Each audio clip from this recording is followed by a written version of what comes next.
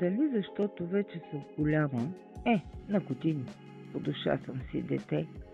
Но по-често осъзнавам, мамо, разбирам думите ти по-добре. Откривам в мен черти от теб. Животът за подарък е избрал дете да бъда на добър човек. Една жена за пример и медал. Навярно усмихвате словата. Мамо, ти познаваш ме добре. Изпитание голямо е в живота лапето ти да е зодиаловне, а ти да бъдеш моята опора, мой идеал за обич, доброта, а аз чрез теб да имам взора, майка да съм и добра жена. Обичам те до края на света.